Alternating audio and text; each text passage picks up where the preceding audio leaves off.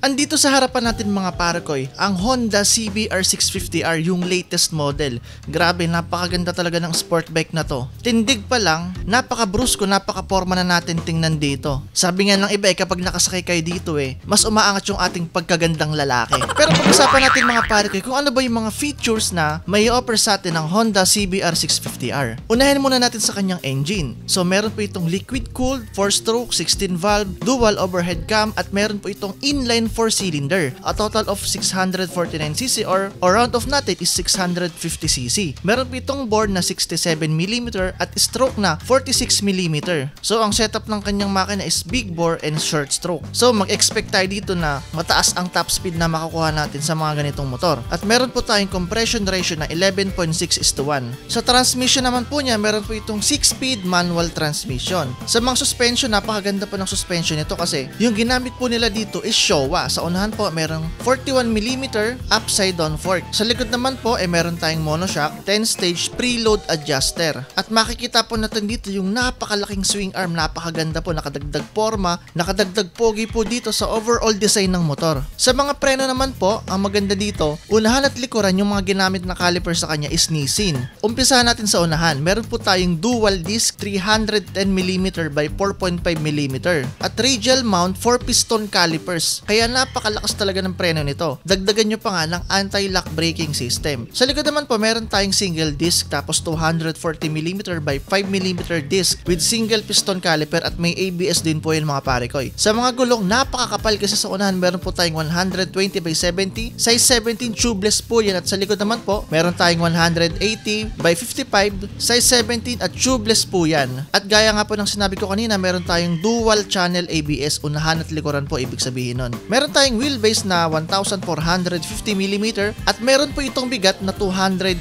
kilograms. Sa seated naman po, meron tayong 810mm. Para sa 5'6" ang height, kayang-kaya talaga sakyan ng mga ganong height. At kung ako tatanungin nyo, user-friendly ito sa mga average Filipino height. Meron po tayong ground clearance na 130mm. Sa fuel consumption naman niya mga parikoy, base dito sa WMTC test method, kumukonsumo po ito ng 20.9 km per liter. So para sa isang inline 4 na big bike, okay na rin yung kanyang fuel consumption. Tapos meron po tayong fuel tank capacity na 15.4 liters, napakalaki po. Yung makina po nito, kaya po nito magbato ng 70 kilowatts at 12,000 RPM at maximum torque naman na 63 Newton meter at 9,500 RPM. Isa pa sa naangasan ako dito mga pare ko, yung kanyang underbelly exhaust. Para sa akin, nalakas talaga ng appeal ng mga ganitong design ng tambucho. Napakalinis po tingnan. Dito naman po sa likod, yung kanyang signal light is naka-LED po yan. Pati yung kanyang taillight, LED din po yan. Yung mga ganito, subukan na talaga, kahit trick po yung araw, kitang-kita talaga yung ilaw. Tsaka napakatagal po ng lifespan compare dun sa mga bulb type. So upuan naman niya mga pare ko, na-testing ko na to i-drive dito sa may racetrack sa Carmona Racing Circuit. Okay din yung kanyang upuan, hindi siya yung tipong kahit sport bike siya, komportable pa din siya sakyan. Tapos nakadagdag angas pa dito yung kanyang red stitches. Bumagay yung kulay dito sa kanyang body. Tapos yung leather na ginamit talagang high quality mga pare ko.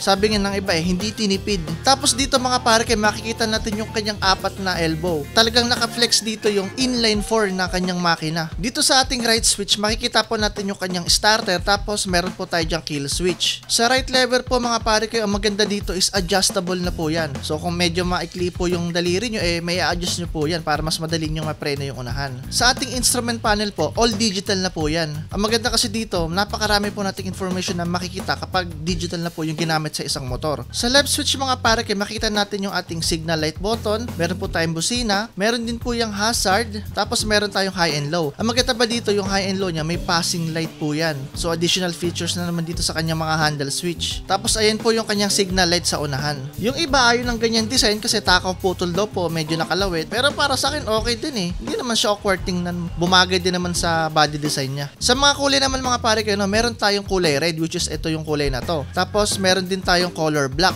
Para sa akin, mas maganda talaga yung kulay red. Favorite color ko talaga tong red At nagkakahalaga po ito ng 549,000 pesos. So depende pa rin to mga pare ko sa mga dealer or sa new location na pagbibilan nyo. Pero more or less, nasa ganito po yung kanyang presyo. Yun lang mga pare ko, at itong bike na to ay available po sa mga Honda dealership na nag-o-offer ng mga big bike. Yun lang po mga pare ko, kita-kits po tayo sa next vlog natin. Have a nice day.